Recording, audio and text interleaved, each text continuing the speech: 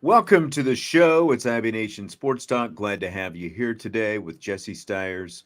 I'm Sean Stiers, and I don't know if the earlier show Brian is actually wrapped up just yet.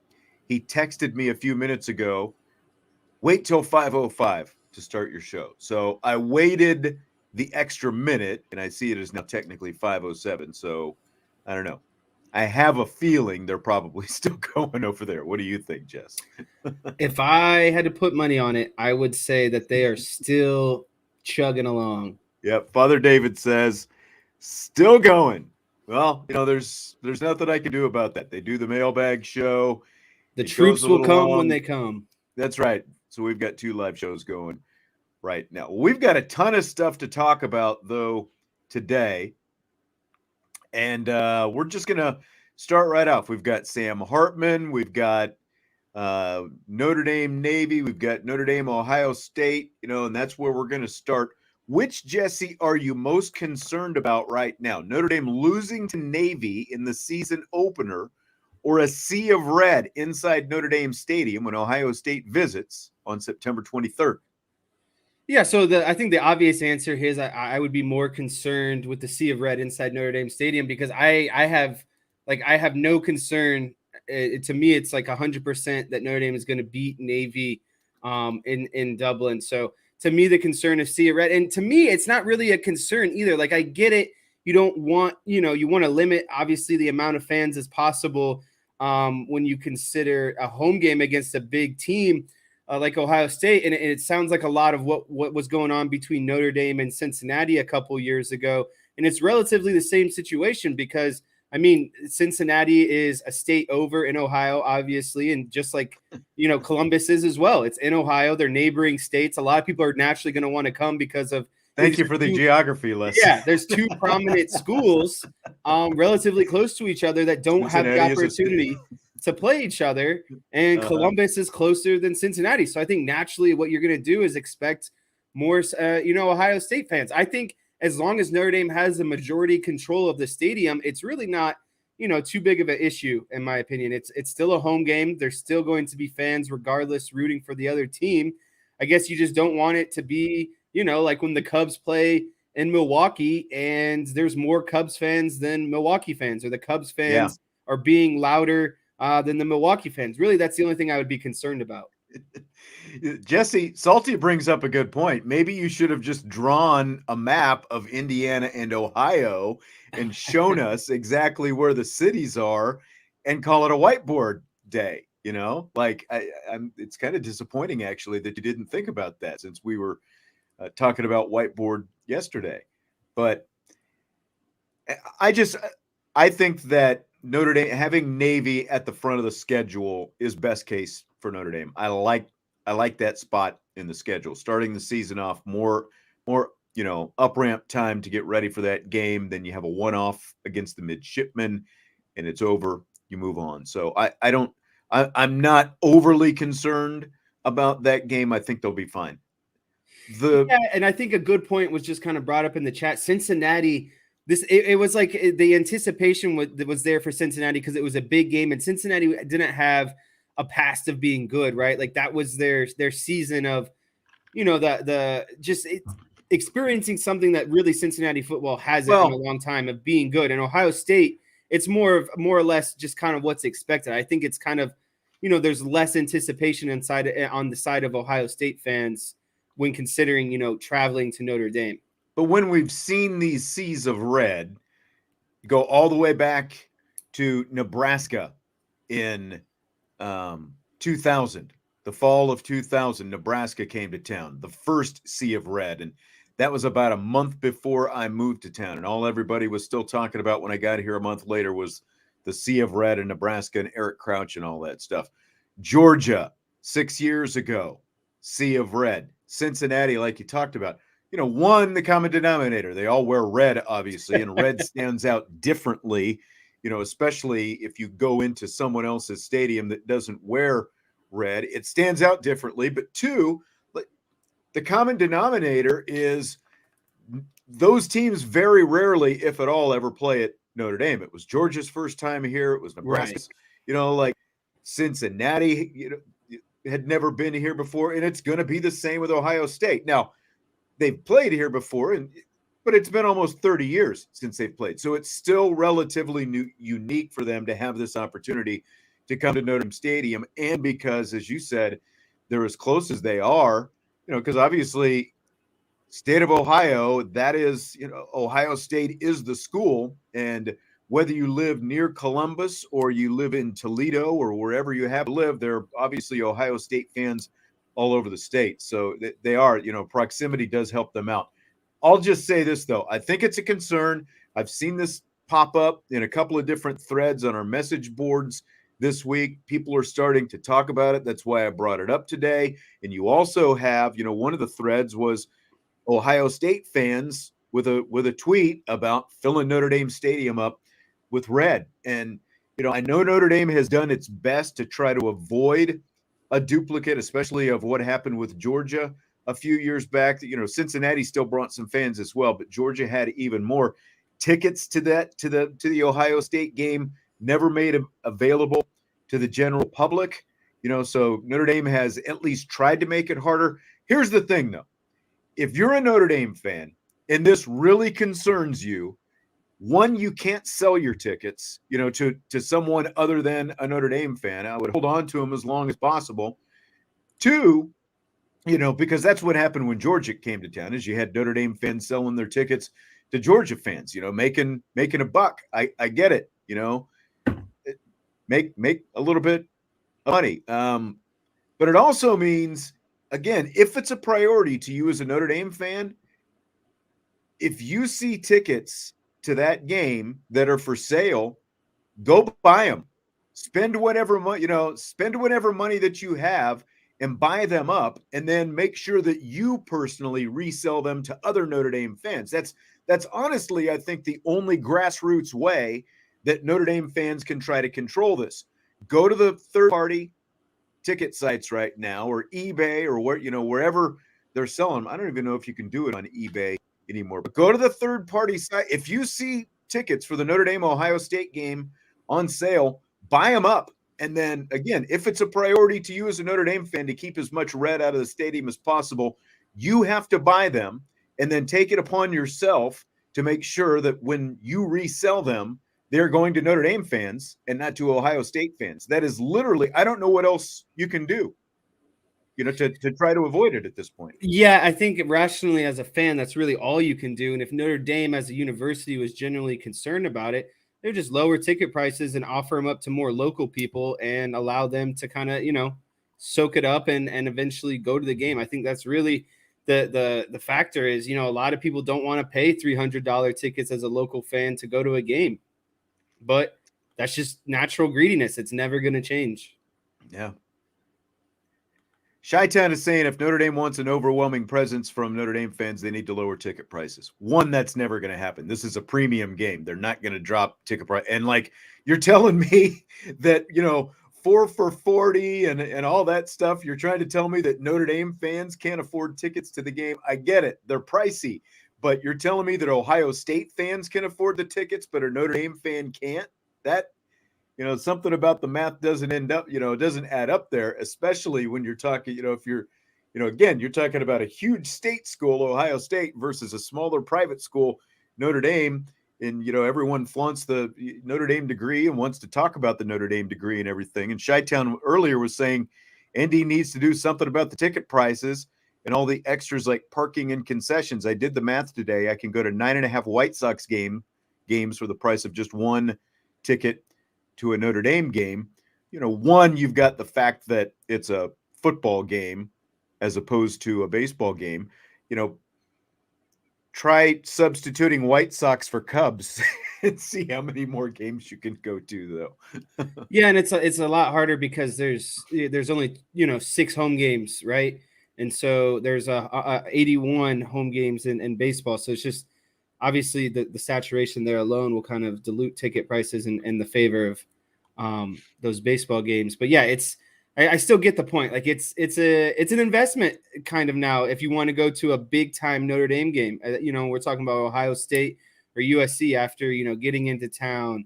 If you're out of town, you got to, get into town. You got to find somewhere to stay. You got to buy your ticket to the game. You got, are you parking there? Are you Ubering there? Are you buying food? It's just all kind of there. It adds up. I get it. Not everyone who is a Notre Dame fan went to Notre Dame. I get it.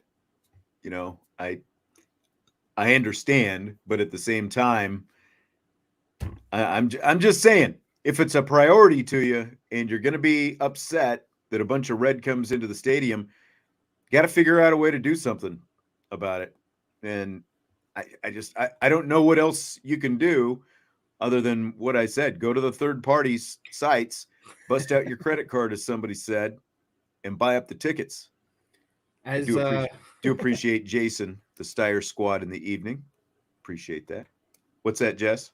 I liked Salty's comment, riffing on Smokey the Bear. Lucky the Leprechaun says only you can prevent Buckeye fans. Jason, I'm there with you. I work in the media. I don't have a lot of money as well. That's what, I substitute having to pay for a lot of tickets by getting to go to these games and cover them. That was the concession early in my career. You're not going to make as much money, but you're going to get to go to these games. So I get it.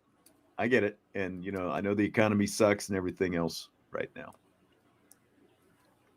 I don't get paid to go to Cubs games though. So I don't know where you got that impression, Salty. I don't get paid to go to Cubs games, just Notre Dame games. So that is good. So yeah, I mean, it's a concern, but unless anyone else has any other suggestions, I don't know what you can do about it, because it's free market, it's capitalism, and I don't know what else you can do. I remember as a kid, for when you first started working in the radio station, you would obviously, you've been blessed with the media passes for, as long as you've been covering Notre Dame football, but it used to be, that you would get some extra tickets here and there. And I was fortunate enough to be able to receive those and go with, a friend of choice, etc. And then it came into where that was no longer an option. And if I wanted to go to the games, me and my friends would specifically go around and try to scout tickets, like it's just kind of what happens. And the memory that comes to mind to me is it was USC. I can't remember what year it was. But me and my buddy wanted to go, and tickets were crazy, right? Like insane. And we kind of were like, all right, here's our preset limit. We're going to take this amount out in cash. And that's it. We're not going to go over that amount. And so, we're walking around, everyone's scalping, you can't really find anything. And then all of a sudden, finally, an older couple were like, hey, we got 2 extra tickets. Like we'll sell them to you if you just promise us that, you're not going to scalp them. We want to find genuine fans. We'll give them to you for face value, etc. Okay, we take them. We're obviously excited. This is Notre Dame USC for, just face value ticket price. We get into the game and we're sitting right next to them. We ended up nice sitting right next to them. At least they knew that, the tickets went to the right people. Yeah. And so I guess what I'm saying is sometimes you just got to put in, an extra little bit of legwork if you want the solution to be resolved. And I think in this case, like you were saying, Notre Dame fans have to kind of take it upon themselves to help the team out as much as possible and create that home environment. You can't complain about it if you're not going to go to the game yourself, or you're not going to be because if you're not going to buy them, well, then the Ohio State people will. You're passing somebody else is. That's right. That's, money is what it is, right? If you can't afford them, you can't afford them. But just what you said, if you can't, there's somebody who can. And if it happens to be Ohio State people, then you're just going to have to live with that. If you can't find a way, that's really the only way you can keep them out, is spend the money and buy extra tickets and make sure they go to Notre Dame fans. That's literally it. By the way, did Notre Dame win that USC game that you were talking about? Yeah, I'm pretty sure that they did. Also, what I remember is they had, my friend and I were very clearly in high school, young kids, right? Okay. And they had on a Camelback, like a hiking pack where you would put water in. Uh-huh. and it has a straw that connects to it. And they're like, "Hey, we got some stuff in here that's not water. You guys want some of this?" And we were just like, "No, we're we're good." Yeah. Chi-Town wants to know if Notre Dame still gives away tickets to locals like they used to decades ago. They do, but they are typically for the lesser games like your Central Michigans and Toledo's and those, the far less high profile games that they know that they're sitting on a stack of tickets and they know they're not going to sell the game out. And in that case, I remember, I think it was toward the end of last season where they were giving them out, like to some high school kids and middle school kids and different things like that. There's been some stuff on social media where I know Marcus Freeman has done some of that stuff. So they do, but again, they're not going to give them away to the USC and Ohio State games and those kind of games, or Clemson last year. They're gonna give them away to the UNLVs and the Central Michigans and those kind of games. So, yep, they still do. All right, so a couple FanDuel over-unders for Sam Hartman this season. I found my FanDuel app Finally. after I couldn't find it yesterday. It is still on my phone, and I found some college football futures today. Over under 26 and a half touchdown passes in the regular season for Sam Hartman. What's your bet? So you said 26 and a half? 26 and a half. Right. So that means you got to get 27. You divide that by 12, and we're looking at 2.25 on average per game. Mm-hmm. You look at Sam Hartman in his last two seasons where he's, been the full-time starter. Comes the math. That's looking at like 38 touchdowns, right? And I understand that he's not going to be asked to throw the ball as much this year. He'll have obviously a much better offensive line and running presence and everything that goes along with that. But I think Sam Hartman is going to be a 3 touchdown kind of average per game kind of guy. It'll be between 2 and 3. I don't think he'll ever dip below less than 2 touchdowns per game. So I think this is an easy over at the end of the day. I think he'll average closer to 3 touchdowns per game and really be closer to 36 by the time it's all said and done. So this is an easy over for me. I think it's incredibly easy. In fact, like I'm surprised it's not 29 and a half at the lowest, because I think 30 touchdowns seems almost like a lock to me. So I'm definitely, as Ty Kroner says, slamming the over on this. And again, especially like something that we're going to another Hartman topic we're going to talk about here in a few minutes. I think it leads to this, but we'll save it here for just a second. So I think it's an easy over as well, especially when you look at some of the competition that he's going to be playing. Between Tennessee State and your Navy and your Central Michigan and those kind of games. Wake Forest, his old team. I'll be really curious to see if Wake Forest has some magic recipe to try to shut down Sam Hartman. But 26 and a half just seems way too low. So I'm slamming the over on this as well. The other over-under that he has, 2,950 and a half regular season passing yards. So it's 2,950.5 regular season passing yards. What's your bet on this one? This one was actually relatively tough for me, believe it or not, because that equates to just around 250 yards passing per game. And you look at the last 2 seasons at Wake Forest, in 12 games, he had 3,700 yards. And again, that number is like 3,000, right? And 3,700 yards, it's only 700 yards more. So maybe 2 games. I think Notre Dame's running presence might make up for that excess of 700 yards. The year before he had 4,200 yards, but that was in 14 games. So really, again, it's his numbers are pretty, like the last 2 seasons have been pretty like on average or on pace, pretty consistent. And again, I think you're going to see more passing touchdowns because he's going to throw the ball in critical situations, like, punching the ball in and scoring. But overall, the running game is going to be there. So I just think that it's going to be really close to that number.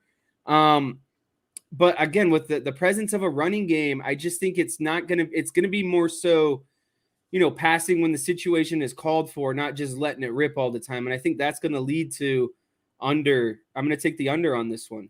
I think the only thing that keeps him under is if their offense is truly as good as we think, and they're just scoring so much early on that he's not playing late in the ball games, and or they're just running the ball late in ball games and that kind of stuff. But otherwise, I still think right around anywhere between 3,200 and 3,400 is very realistic for Sam Hartman this season. So for that reason, I'm going over 2,950.5. And what really upset me about seeing these two numbers is the fact that FanDuel would not let me parlay these two together. So that's the bigger concern that I have right now. Yeah, a few different comments. Ty says Sam Hartman is who worries me about Notre Dame against my Buckeyes. I genuinely think he'll be the difference. Wouldn't surprise me at all if Notre Dame walks away with the W that weekend. All respect. Interesting. Is every Ohio State fan a Ty or a Tyler? Because we had Tyler in here last night trolling all the Notre Dame fans. Ty Kroner, though, much more respectful, I would say, than Tyler last night. But I think he's going to be the difference as well. Like when you look at how close definitely last year's game ended X up. factor. The game it will be win or loss depending on what Sam Hartman's overall experience and just play as a quarterback will do. It's just those two things are what's going to either make or break that game. Alex says, what would be hilarious is if the ushers take the tickets from Ohio State fans as invalid tickets and give them to Notre Dame fans in the parking lot. Only problem with that is everything's electronic nowadays. So it's all on your phone. So you would have to take somebody's phone to do that now. Jason brings up a good point. He says, aren't we a private school? Can't they enforce a no scarlet or gray allowed to be worn on campus on Saturdays? What good is independence if you can't make up your own rules? He's got the grill going. But yeah, I mean, that's a good point. Like you're Notre Dame, you're private, like you're a private institution. You don't have to let just anybody in, right? Can't you set a dress code coming in the door? Yeah.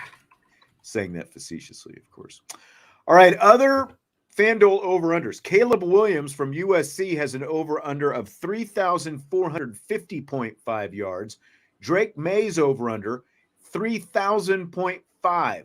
Who are you more confident gets the over this year? I mean, realistically, I feel pretty good about both of these teams both of these guys to get the over. I mean, and I'm trying to work here again some very quick math. So you take kind of their average last year. Drake Maye's average was around 308 per game. You times that by 12. I mean, that's 3,700 yards in the regular season. I am definitely more confident in Drake Maye. I think that 3,000 number is considerably low, especially with him gaining experience going into his junior year. The only thing is like, are they anticipating him to throw the ball less? I don't think so. Like they haven't done anything that would indicate that he's all of a sudden just going to kind of not take a back seat, but essentially not take as many pass attempts. And I don't see that. Drake Maye is the strength of their team. I think the reason why they have success is because of what Drake Maye can do in terms of throwing the ball. And I don't think they're going to get away from that. So to me, I think that number again is very considerably low. And then you start looking at Caleb Williams. I think his number last year was around 3,900. So again, both of these numbers 4,500 yards. Now that includes the 14 bowl games, but still, yeah. Yeah, so, that's again, right. I forgot. They played conference championship. That's a good point. Conference championship and a bowl game. You're right. Right. But I still think, both of these guys, if you consider, the 12-game average, both of them are like these numbers are like 500 to 700 yards less than too low. Yeah, way too low. So I'm confident in both of them, but I'm going to say I'm more confident in Drake Maye just because his is even lower. And I think that North Carolina has to rely on him more than what USC has to do in terms of, in order of scoring points, moving the ball, etc. So I would absolutely smash that Drake Maye over. I completely agree. And, again, like he also threw for over 4,300 yards last year. Now, okay, you have a bowl game factored in, but still only 3,000. That's what I don't get.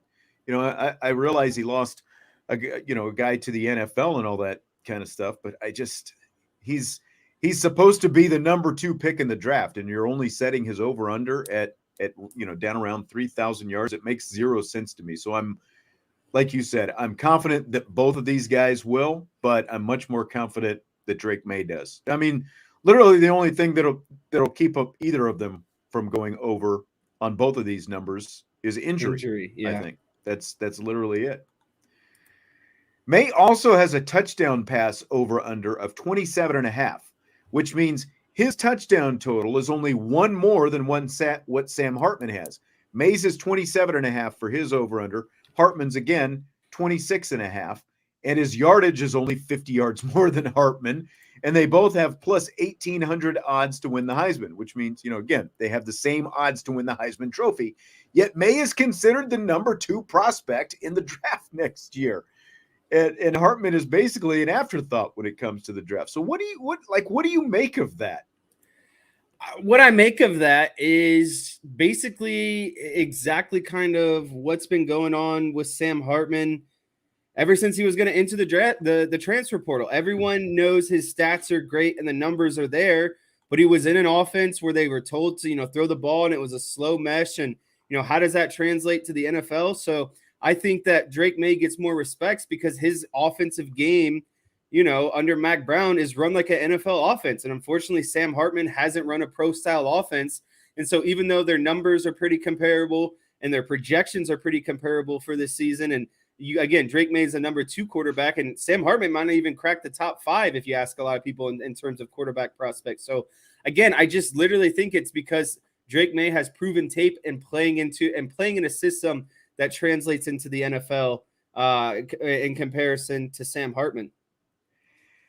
And I guess when it comes to Heisman, like when's the last time a North Carolina player won a Heisman trophy? And you look at like North Carolina's schedule is not necessarily daunting, but their defense was not good last year. But they start off against South Carolina. That won't be an easy game. They close, most of the middle of their schedule is very winnable and very capable of putting up big stats, but they close with Duke, Clemson, and North Carolina State. So, again, like Clemson being the best of the 3, Duke with the good defense, Mike Elko, then NC State, rival, and all that kind of stuff, and they'll be solid as well. But I guess my point is, like in terms of the Heisman, if you're from North Carolina and you're the quarterback, if you're actually going to win a Heisman, you've pretty much got to run the table. I think you're unless he just has a season where he throws for over 5,000 yards and 50 touchdowns against the schedule that they have. I also tend to think that, especially when it comes to the draft, being older ends up working against you. Like Sam Hartman being a guy who's in his 6th year compared to Drake, young Drake Maye, who's only got 1 year as a also starting plays quarterback. into it, and again, in the NFL, it's like you want someone younger, less years on the body, etc., more moldable. Right. Exactly. All that stuff. The younger you are, the better you are, basically. So I think, that factors against him. And I think that, Hartman should actually have better Heisman odds than Drake Maye. Again, like the fact that they both have the same, whether Drake Maye, is the big prospect or not. All right. Do you want to get to this one right now? It just came in. All right, Tim B. Thank you for the super chat. We appreciate it. Be honest, guys. What's your prediction for the big 3 games this year? And of course, he is talking about Ohio State, USC. We had a good episode Clemson. last week where we went through our confidence on the schedule, all the games opponents. on the schedule. But this is a good topic to revisit. Gosh, that's only been a week ago, hasn't it? So what do you think? What do you think they do in those 3 games? I don't think they win all 3, and I don't think they lose all 3. I think it's either a 2-1 outcome or a 1-2 outcome. The game that I feel the most confident about is USC at home. I think that Notre Dame, while Caleb Williams is the better quarterback, I think Notre Dame is advantageous in every other position group, really. And if they're not advantageous, it's a push. Like Notre Dame's defense, I think, is far better than USC's. I think Notre Dame's offensive line is better than USC's. I think Notre Dame's running backs are better than USC's. I think the only edge that USC has on the offensive side of the ball, and it's quarterback and potentially wide receivers. But if the wide receivers step up from Notre Dame, I think that's also a push. So I'll give Notre Dame the win against USC. I think Ohio State is another tough one, but I lean towards Notre Dame because they have a quarterback of experience and a really solid defense at home. So I like their chances in both the home games. I'm most worried about the Clemson game on the road, just because of the embarrassment that Notre Dame gave to Clemson last year. I don't think that sits well with someone like Dabo Swinney, and Notre Dame has to travel, into Death Valley. I just think it's a daunting task to beat, these three opponents in a relatively kind of, shorter window of the season. It's not like these teams are spread out. Notre Dame is playing these teams in a I'm not sure the exact frame, but like a 5-6 week window, I think.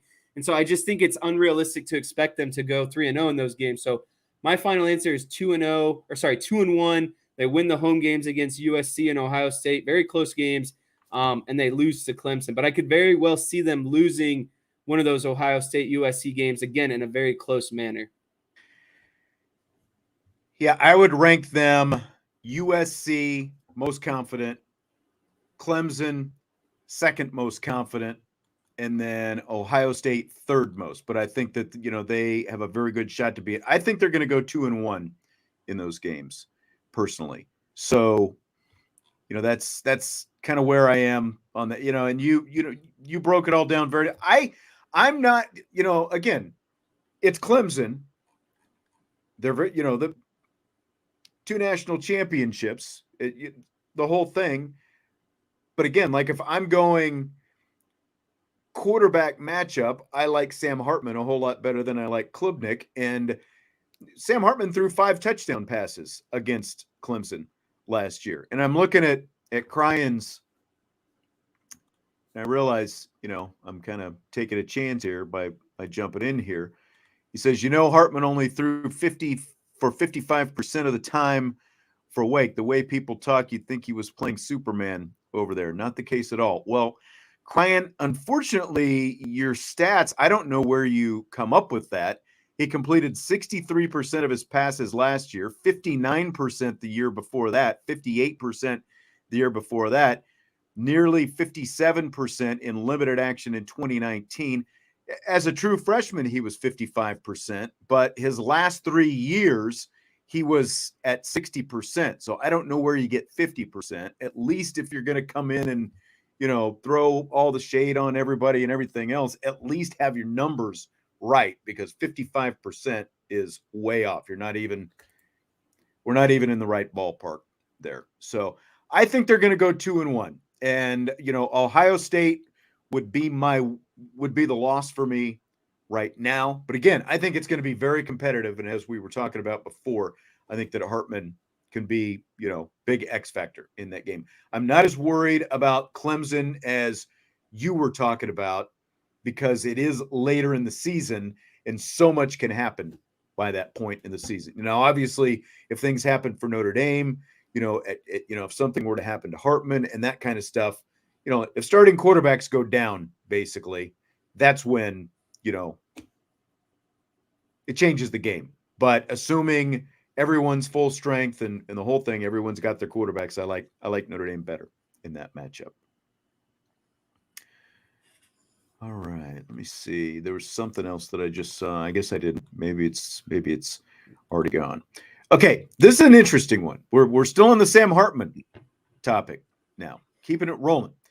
Interesting chart we saw on Twitter. Jesse sent me this today. Last season, 44% of Notre Dame's receiving yards were before the catch, while 71% of Wake Forest's receiving yards were before the catch. So what do you think this means? This one is it's crazy because that puts Notre Dame like 10th on the list, and that puts Wake Forest at number 69 on the list, which is that's where they cut it off. Wake Forest was like the last team that they showed. To me, what this shows is Notre Dame relied on a lot of underneath passing, nothing downfield, hardly anything downfield. And it was the Michael Mayer security blanket, 10, 15-yard routes underneath, as opposed to Sam Hartman, who's just letting it cut loose downfield, right? He's throwing, with those numbers, it's almost like, Notre Dame was throwing about 10-yard routes and Sam Hartman was throwing at least 20-yard routes, every pass attempt. So to me, it just goes to show, the overall philosophy last year of Notre Dame is they weren't going to throw the ball a lot downfield. They didn't trust their quarterback to throw the ball downfield. And maybe the quarterback himself didn't trust himself to throw the ball downfield. So they relied on the guy with the sure hands and the number one tight end prospect in college football, etc. And again, opposed to Sam Hartman, who was he had to let it cut loose downfield. That was the MO of his game. And if they were going to win, that had to be kind of their philosophy. That's exactly it. When your leading receiver is your tight end, you're not going to have many yards before the catch. Yards before the catch means how far downfield the guy who caught the ball was when he caught it. And Notre Dame was ninth, basically in a category that you don't want to be ranked that high in. Mayer had averaged 12.1 yards per reception. And he's their leading, pass catcher with 67 catches last year. Jaden Thomas was, of the regulars, 14.5 yards per catch. That led the team. Like when you look at Lorenzo Styles, 11.3. Braden Lindsey, 12.9. A guy with Braden Lindsey's speed, only 12.9 yards per reception. But you look at what Wake Forest had last year. Donovan Green, 17.4. Jamal Banks, 15.1. Keshawn Williams, 14.2. Wake's leading receiver, A.T. Perry, 13.5. He had over 1,000 yards last year. So the bottom line is it means Sam Hartman knows how to throw receivers open. He knows how to throw them downfield. I mean, we saw some of it in the blue gold game. And to me, it's why, you can discount, and I'm talking about this from a national perspective, because again, you can't blame too many of the national guys because it's not like, they got to, go see some of these, young Notre Dame receivers and stuff like that in action in practice. But there's a great unknown in terms of what Notre Dame is going to be, from a passing standpoint, even adding Sam Hartman. But it's why you have to have confidence that this is going to be a much more downfield offense when you look at those numbers and you see how much more downfield Wake was, and then you look at these rankings across the nation, we all know it. Drew Pine was locked in on an All-American tight end all the time rather than throwing the ball downfield. Sam Hartman's going to get the ball downfield. He's going to let receivers run with the ball downfield after they get their hands on the ball. You got to be excited about that. Definitely. And I think going back up in the chat a little bit, I saw something that I liked and kind of wanted to touch on. Our resident Ohio State fan, Ty Kroner, said, with Sam Hartman, does Notre Dame do a trial year by passing to open up the run as opposed to the opposite? Just curious. And I think it's a really good question. And it's something that Sam Hartman hasn't experienced in his career, is having a legit run game. And I think that the short answer is, I think both of them are going to open, both aspects of the game are going to open up, both of them. Like the run game is going to open up the pass game, and the pass game is going to open up the run game. And I think that's an advantageous situation to be in for Notre Dame, because they can cook you depending on what you want to do. Do you want to put a lot in the box? Because we'll let Sam Hartman drop back and beat you because he's proven to do that. Okay, you want to compensate and what Sam Hartman can do. You want to, maybe put another guy in coverage. All right, well, Notre Dame can go big personnel and lean on their good offensive line, Joe Alt, Blake Fisher, and their talented running back room. So I think both are going to help each other out, and they're going to work in unison with each other. I just think it's going to be dependent on what's given to them. But again, I think depending on, what's given to them, I think they're advantageous either way. Like I really like their prospects of, if a team wants to load you up, they will cook you in the pass. And if they want to drop someone out, I think they'll cook you in the run game. So it's a really great situation to be in if you're Notre Dame. Absolutely. They're going to have to respect both. You're going to have to respect both. You're going to have to make a choice. And for the first time in forever, they're going to have a quarterback that can make you pay if you try to crowd the box like that, as well as receivers who can pay off as well. And as Ray said, teams are going to be very surprised with Notre Dame's receivers this year. It'll be the talk of the college football landscape. Notre Dame wide receivers. Where did these guys come from? I completely agree. They're going to, you're going to, like, just Tobias Merriweather alone, the first time he has a big game, everyone's going to be talking about where'd this guy come from? We only had Tobias Merriweather, the guy with one catch last year. And then you throw in some of these freshmen, obviously, and Jaden Thomas on top of it. I completely agree. When you've got a quarterback who knows how to get the ball to receivers downfield, it's going to make just a world of difference. And I think that there's going to be residual payoff from this as well, because we were talking about quarterback succession plans yesterday, Jess, and I think these young guys being around Sam Hartman for a year can potentially really pay off big down the road. Well, Sam Hartman can pay off in the long term too, because if you have success at Notre Dame as a quarterback and you're showing, the passing ability, it's just going to show recruits that I can go play at Notre Dame and be a passing quarterback. I just think it opens the door for, obviously, CJ Carr and Kenny Minchie, but for whoever's coming after them as well. Exactly. Fill in the blank. There are 50 days to go until the Irish and Navy open the season in Dublin. Rocco Spindler wears number 50, and this season is blank for Spindler. This season for Rocco Spindler is make or break, simply put. He's correct me if I'm wrong, he's a 5-star guy, at least a 4-star guy out of Michigan. It might be, again, one of those situations where when he committed, he kind of dropped off, or he saw his kind of rating fall. But I'm still a very highly rated guy. Yeah, like his composite score is very, very, very good. And so it's a make or break year for him. And it's unfortunate because there's a lot of talent on the offensive line. And it seems, correct me again if I'm wrong, but it seems as if the position he was most kind of going after was between him and Kristofic. And it sounds like Kristofic is kind of leading the battle right now. So I just think I do think that it's a make or break year for him because of, again, how much talent he was projected to be outside of high school. And this is year 3 for him already, maybe even year 4. I can't remember. So it's like, it's time to kind of prove it, in my opinion.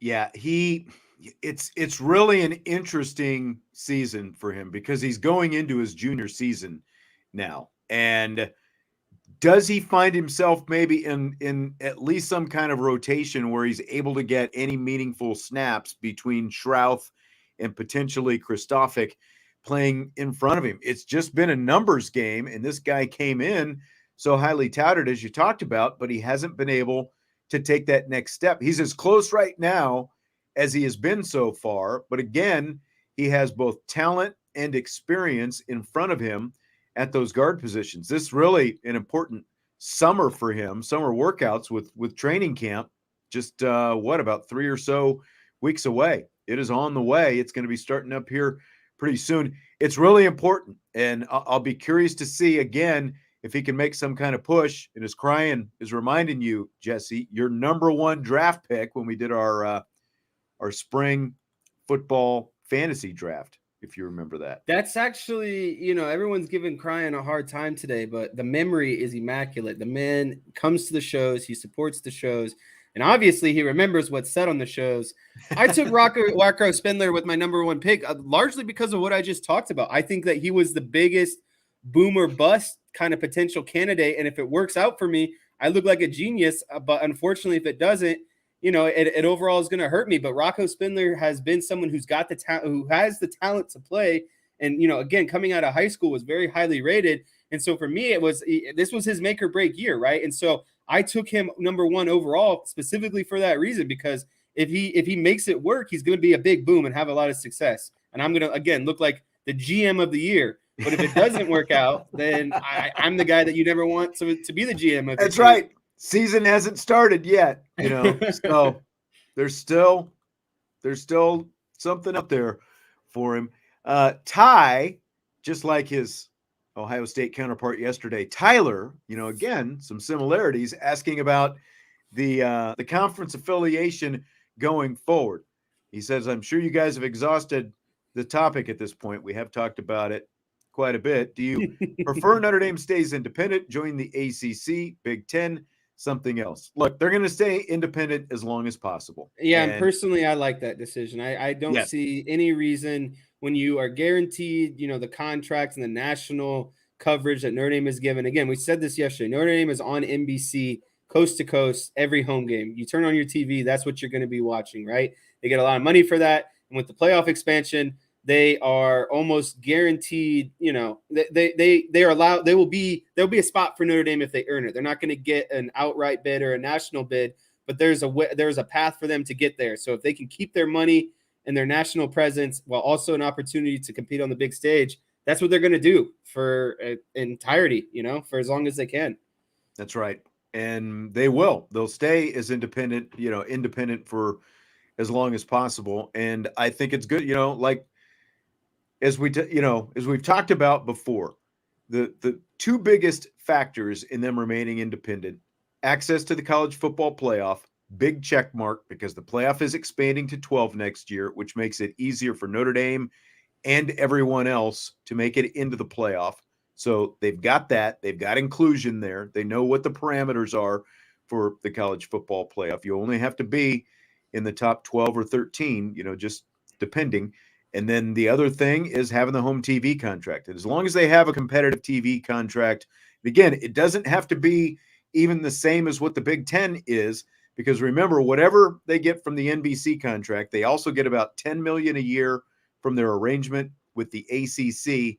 And also, by being an independent, when they go to bowl games or the playoff, New Year's Six, whatever it happens to be, they don't have to share any of that money with the rest of their conference like everyone else who's in a conference does. So they get extra money on top of that, at the end of the year that they don't have to split by being in a conference. And they get to what? Pick their own schedule, do things like the Shamrock Series game, all those different things, So they value their independence. I prefer they stay independent as long as possible. And of course, they prefer they stay independent as long as possible as well. Joshua says, do you guys have any thoughts on Marcus Freeman walking back his comments about Ohio State on the Pivot podcast? Thank God I didn't make the wrong decision twice. I didn't see those comments or read They those basically just comments. saying, I'm glad I didn't go to Ohio State for the second time. Is that kind of what we're getting at here? Because he had the option between Notre Dame and Ohio State to play. And now he made the decision to come to Notre Dame as a coach. Unfortunately, I didn't see the full Pivot podcast, so it's kind of hard to speak on it. But it's a good question and a good comment. Yes.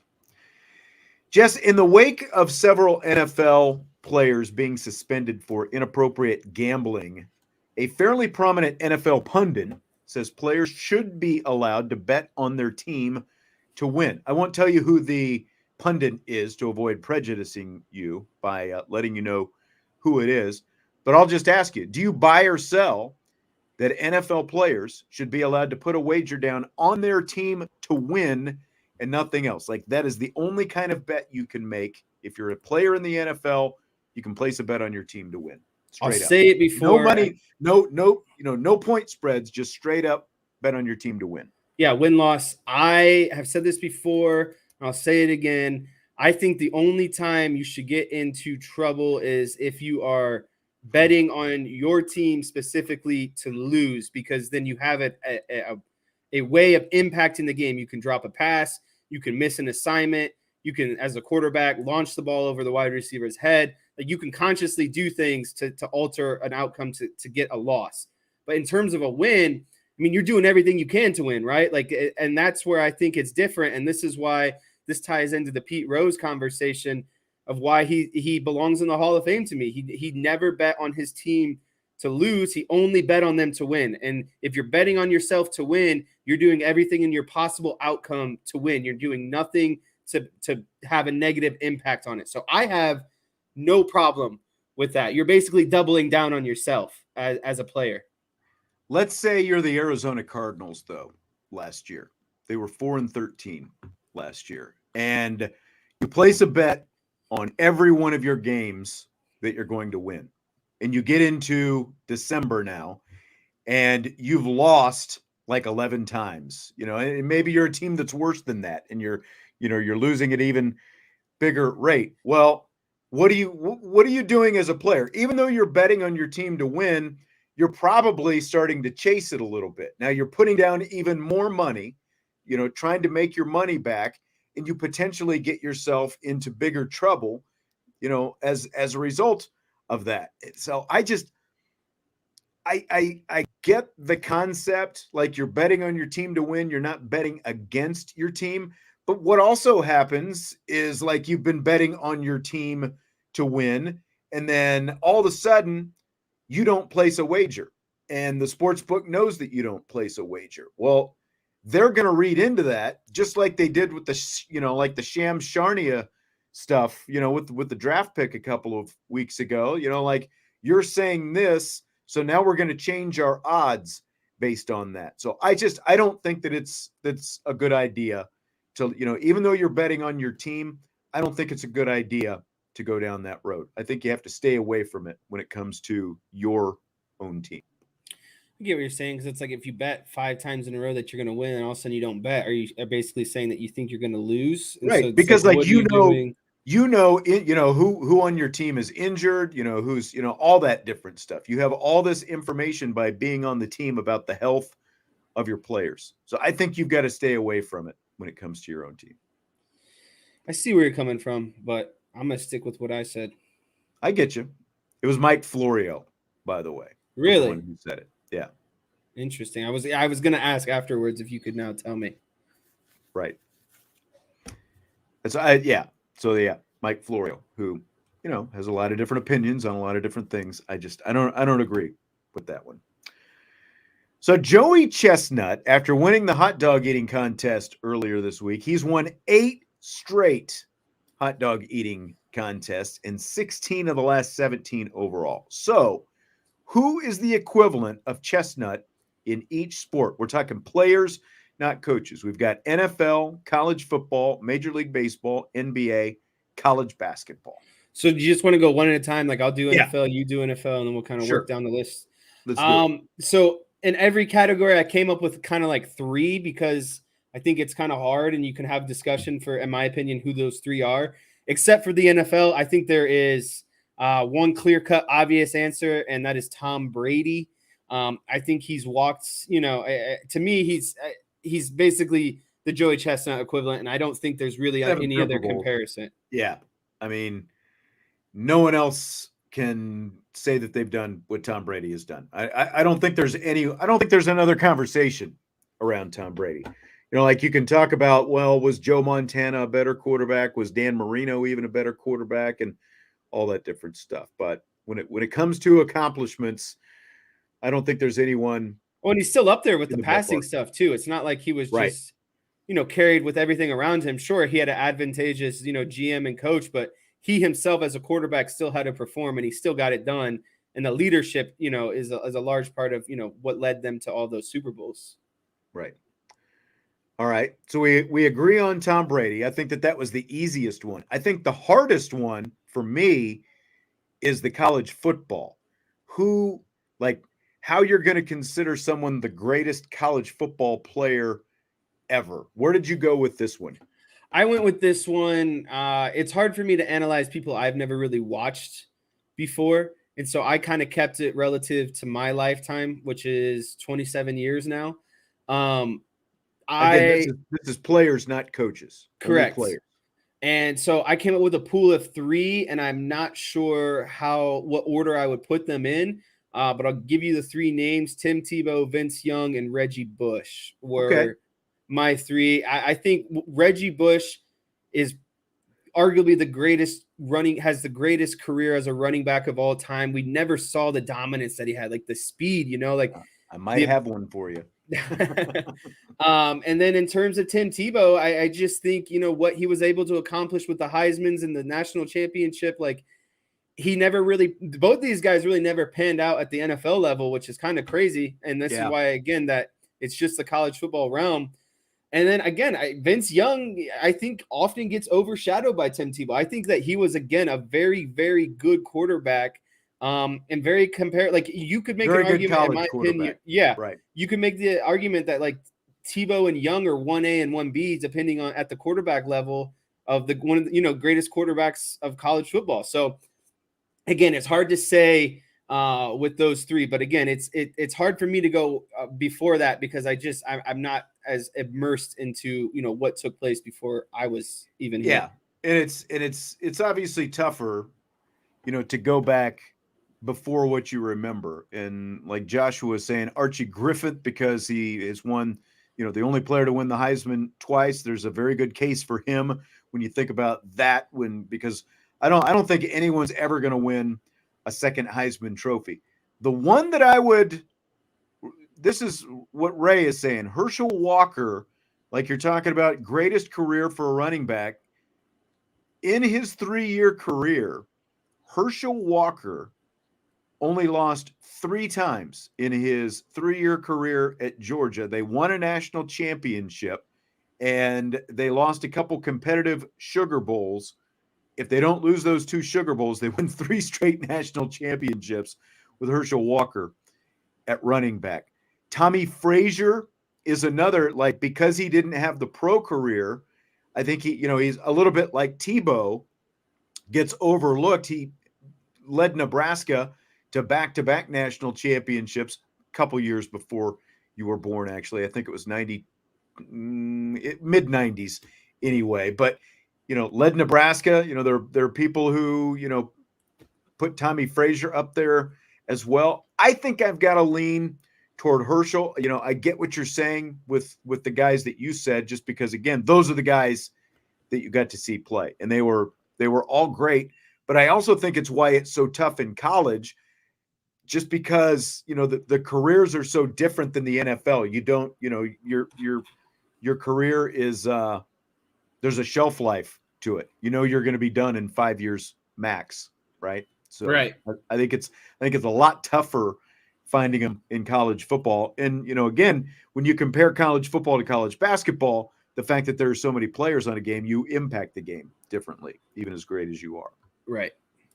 So what about Major League Baseball? Ooh, so this one was tough for me as well, and I'll kind of walk through this one as well. This is no disrespect to some of the great players, of the 50s, 60s, and 70s.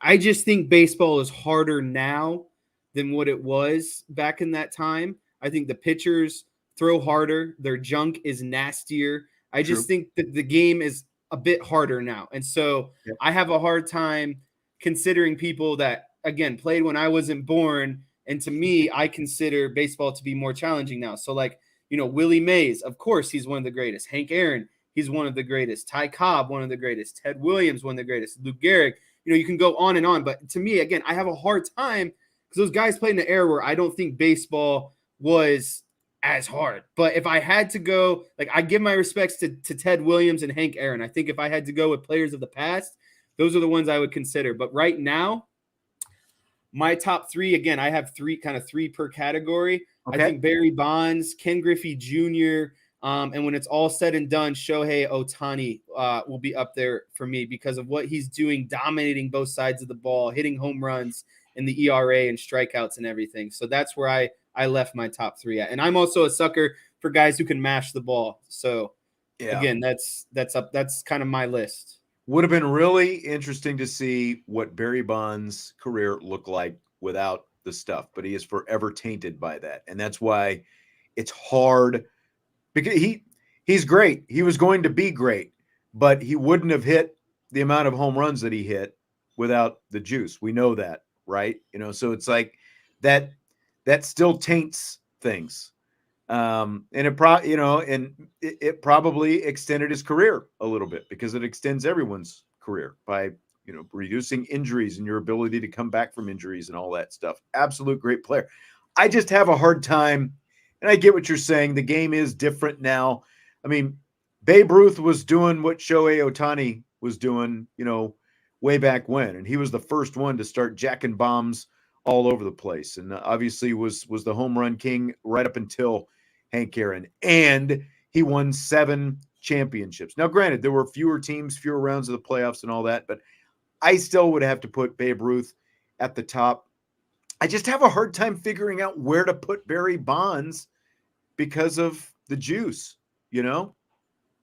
That's my problem with him. I don't know how to classify him So what's because of hard that. to me about that time is it was an era where a lot of guys were juicing. So if again, you still have to have the swing and get good barrel contact, right? And Right. so if you want to make the case that he's on the juice, and this is me just playing devil's advocate, if you want to make the case that he was on the juice, well, a lot of people were on the juice and they weren't cranking the home runs or getting the barrel contact that he was getting. And then to me, Griffey and Barry Bonds have the best swings I've ever seen, like ever. Those are Right. You talk about the purest baseball swings, Ken Griffey Jr. and Barry Bonds. I could watch YouTube of those guys all day swinging the bat. Like it's just kind of poetry in motion. Yeah, Shrieky saying baseball was harder back in the day because there were less teams. I mean, Again, we can. This is again. and Up you for obviously debate. don't have the training advancements that players have today either. Also back then. true. You know, guys were doing it basically just on, raw talent, and then going and working in the coal mine in the off season or at the grocery store or wherever it happened to be. A lot different. Will Clark had a pretty sweet swing as well. Just didn't have near the power that Griffey and Bonds had. All right, so that's baseball. What about the NBA? Really curious to see where you go here. Yeah, I've seen a lot of comments in the chat, but I got a top 3 in Hold no it. particular order. You may not know this.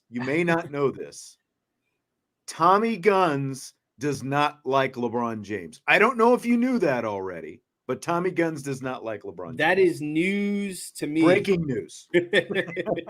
So my NBA guys, again, no particular order because I think it causes a lot of controversy and debate. Michael Jordan, LeBron James, and Magic Johnson. I think that for obvious reasons, Jordan and LeBron are debated. For me, what makes Magic on that list, maybe ahead of some other guys, is the fact that Magic Johnson revolutionized what the point guard position did. He evolutionized how that position is played, and I think that transpired across the NBA for decades to come. And so that's why no one had done what Magic had done before. He was a big guy playing point guard. He could drop buckets on you, and he could also had some of the smoothest assists and passes he could play that there center were. if he needed to. Right, and so that's what I just like. Again, what he did at the point guard position was for me transcendental. Like it transcendent. Yes, it was transcendent. So that's where my third one comes in, and of course, like I said, Jordan and LeBron are my other 2. Yeah, it's really tough, because again, like, are we talking about straight up just best player, or how do championships factor in? Because like if championships factor in, that's exactly right, Ty Croner, that you took the word or the name right out of my mouth. 11 championships. Okay, but if we go by that narrative, then how is Bill Russell not better than Michael Jordan? No, I get it. But again, different era. Things were, it's like that, like the Celtics were having their way with the NBA in the same way UCLA was having its way with college basketball. They were literally the last, well, I guess I wouldn't say last real dynasty, because the Bulls did have a dynasty throughout the 90s. I put Jordan at the top. I put James number 2. I would Magic Johnson is someone I thought of, but again, like his career ended early. I would have to put Walton in that next tier, though, along with Magic Johnson, right after Jordan and LeBron. So an interesting debate that's coming up in the chat right now is, Curry transcended the game with his 3-point shooting, and some people believe that makes him better than LeBron James. I get your argument, but Steph Curry, again, Steph Curry is the reason why basketball is played how it is right now with all the 3-point shooting, etc.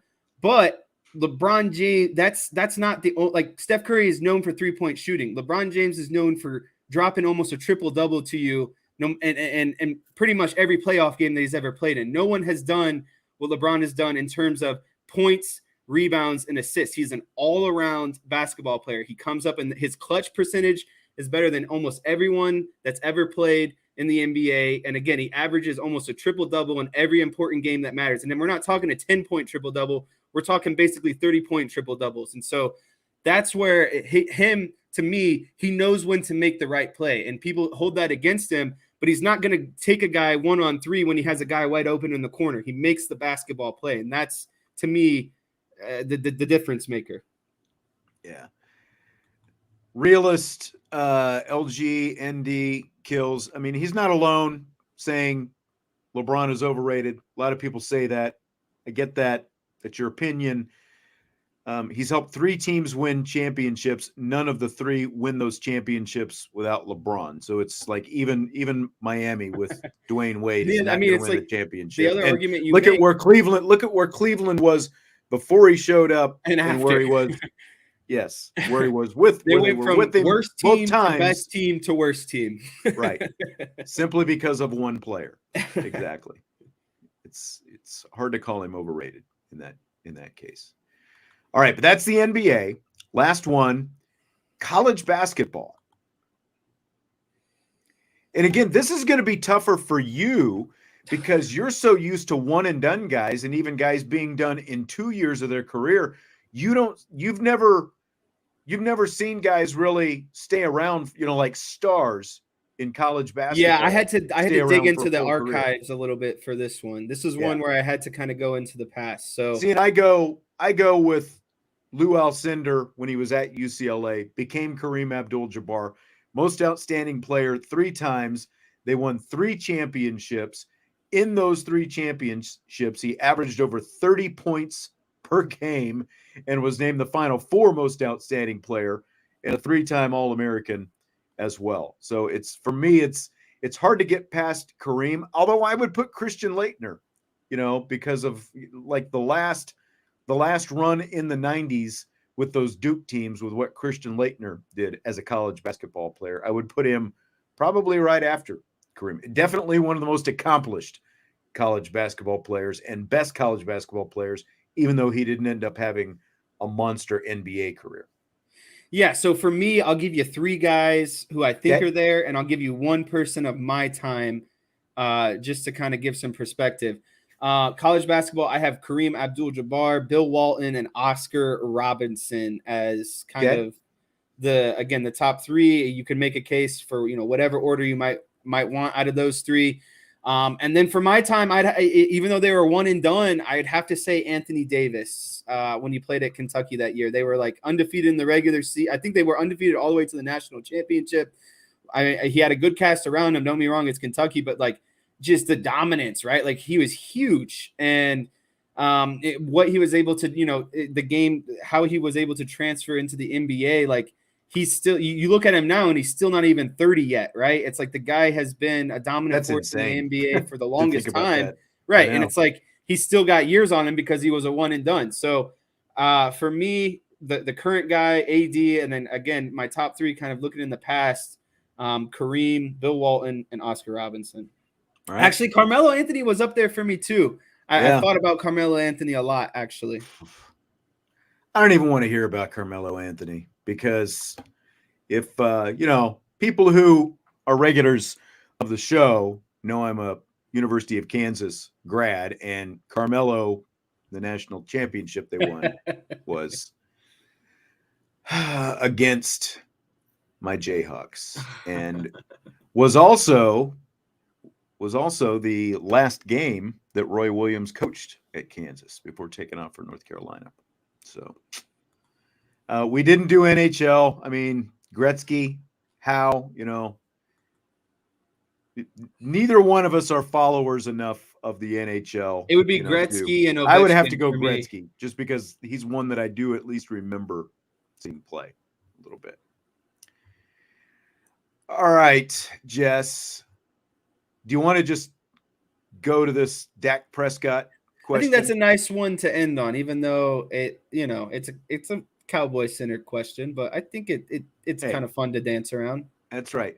So here's what Philadelphia Eagles quarterback Jalen Hurts said about Dak Prescott. Quote, He's a hell of an athlete, a great leader of men on and off the field. It's really the media who wants to paint him as a villain. I model my game off him. What he's doing is special. By far the best quarterback in the NFC, arguably a top 5 quarterback now. End quote. So you can expand on it as much as you want. What do you think about this whole what Hurts is saying about the media paints Prescott as a villain?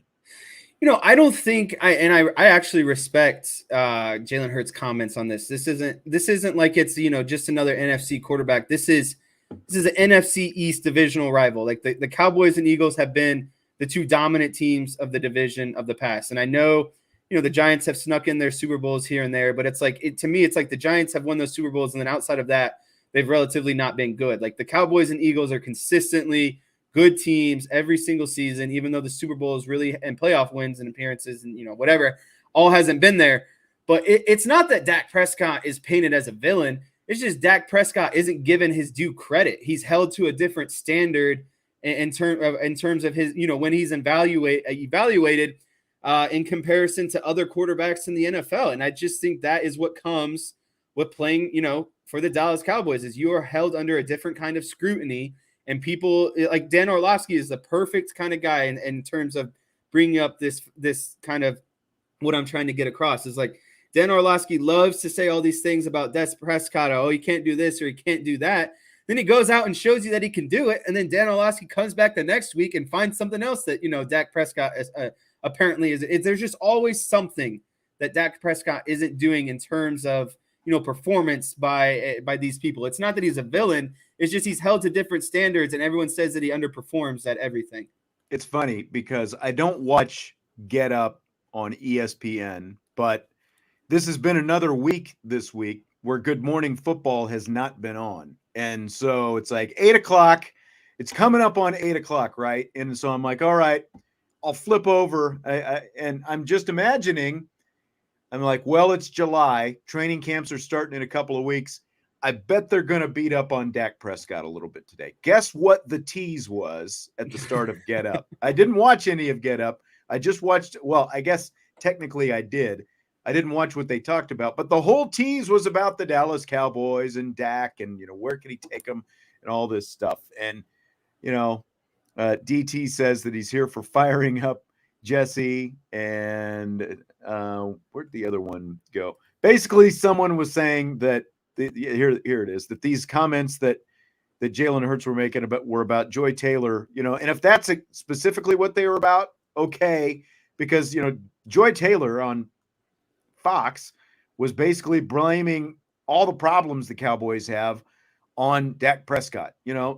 Can you criticize him for not being in the NFC Championship game? Yes, but you can criticize the whole organization for that. It's not all on him. There's a lot that organization has. You got to have surrounding pieces.